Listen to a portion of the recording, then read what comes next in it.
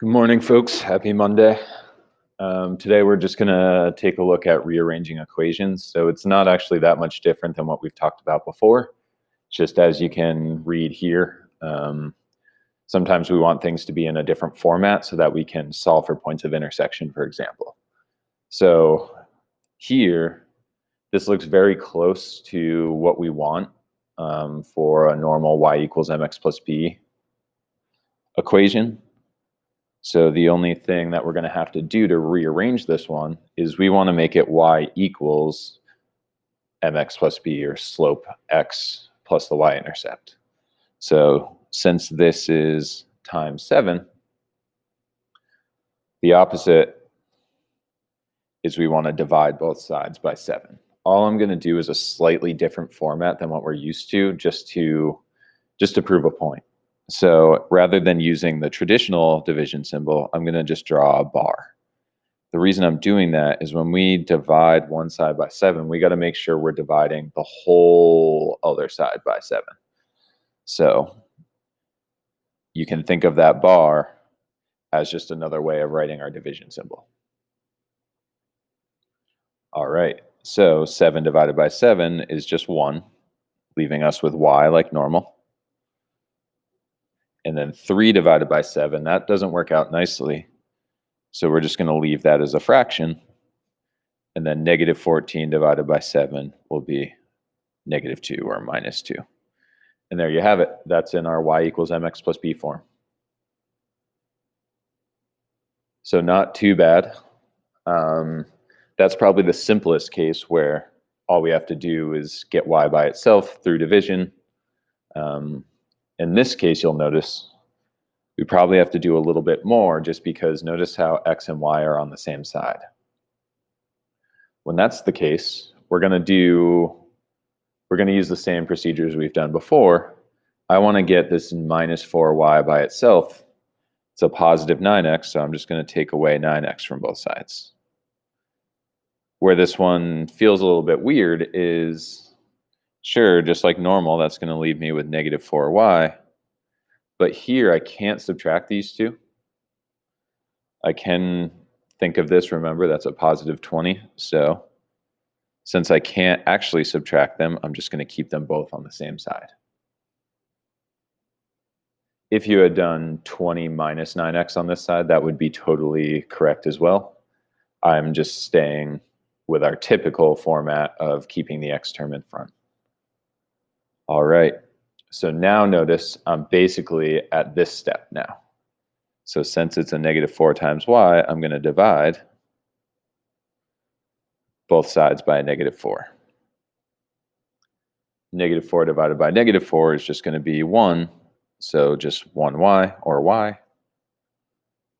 Here, 9 can't be divided by 4 nicely, so I'm going to leave it as a fraction, but a negative divided by a negative is actually going to be a positive. So I'm going to write that as positive 9/4 x. If you wrote negative 9 over negative 4, that would technically be correct, but this is a lot cleaner. All right, and then here, a positive 20 divided by a negative 4 is going to be a negative 5. There we have it. That's now, once again, in our our slope-intercept form. Then finally, this case looks a heck of a lot like this one. It's just, rather than the x and y term being on the same side, it's this number and the y term being on the same side. So I'm just going to take away 12 from both sides, leaving me with my minus 2y, or negative 2y. 11x minus 12 can't be done. They're not like terms. So once again, just going to leave them together on the same side. And now, negative 2 times y, going to divide by negative 2, divide by negative 2. Here I've got my y. 11 divided by negative 2. So you can write it as 11 over negative 2. I prefer to keep my negative in the numerator.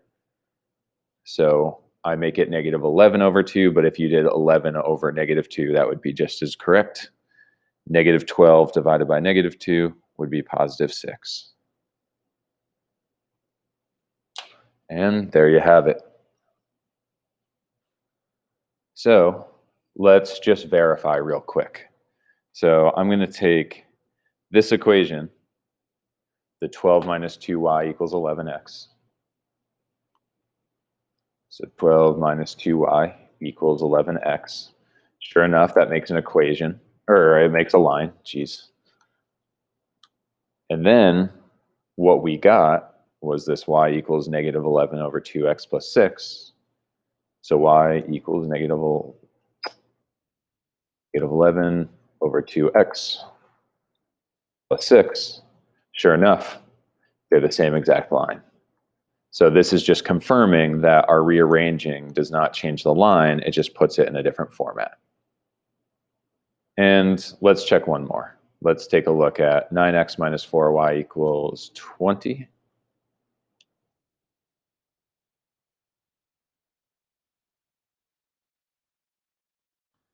And when we rearranged, we got y equals 9 over 4x minus 5.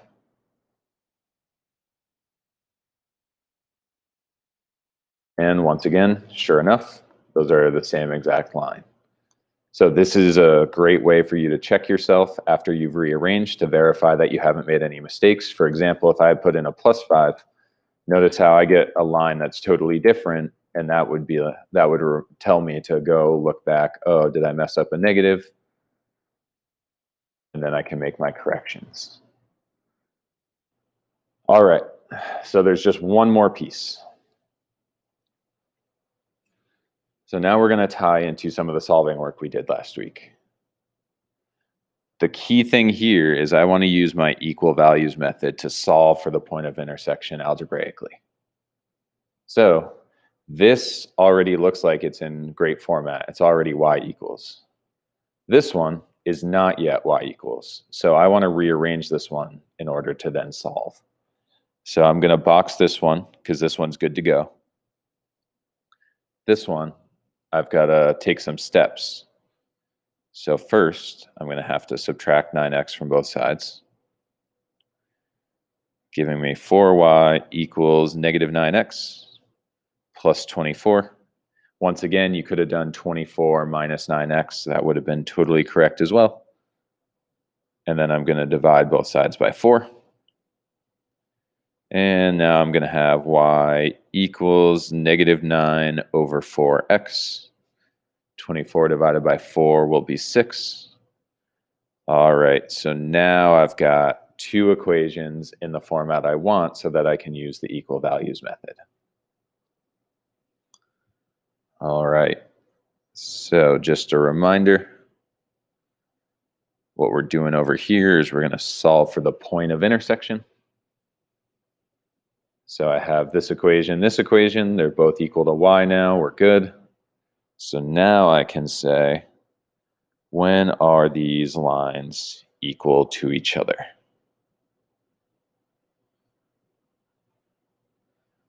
All right, so got multiple options to start with. I'm going to start with my fractions, and since this one's negative, I'm going to add it to both sides.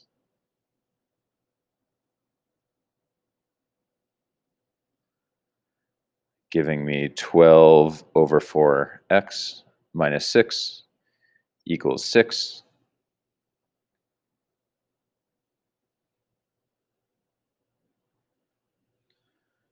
All right, now I've got 12 over 4x equals 12.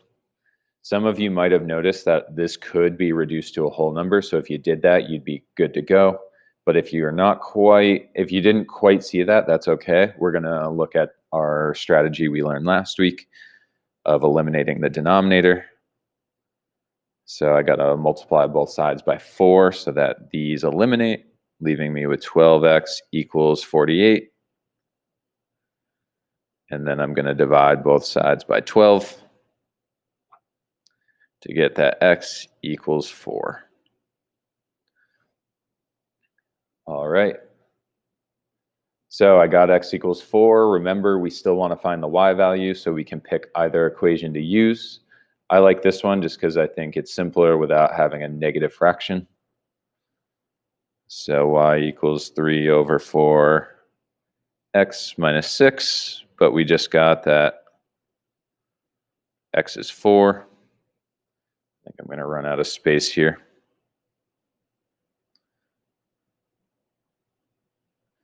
All right, I'm putting 4 in here, but remember, fraction times a whole number, I can think of this as 4 over 1.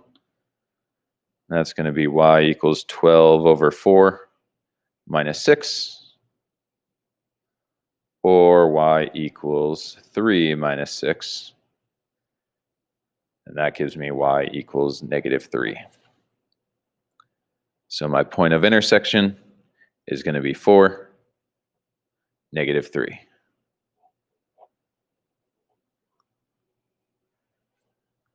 All right, so once again, for this one, I had to rearrange one of the equations so that it was y equals. That way I could use my equal values method to solve algebraically. I got 4 for x, negative 3 for y, and here's my point of intersection. So let's take a second. Let's go to the graph. This is how you should be checking your answers as well. So let's type in our two equations. We got y equals 3 over 4x minus 6. And we got our original second equation was this. And sure enough, those two lines appear to cross at 4, negative 3. Remember, we also rearranged this one, so we can always type in the rearranged version, and we should get exactly the same thing.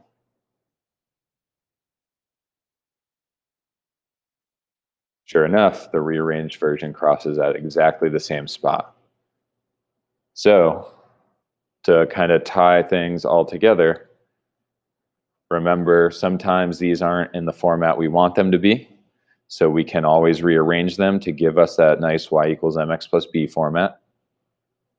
And then, in cases where you want to solve for the point of intersection algebraically, make sure they're both y equals. If one of them's not, rearrange it, and then you can use your equal values method to solve for the point of intersection. All right, that's what you're going to be responsible for today. Let me know if you have any questions.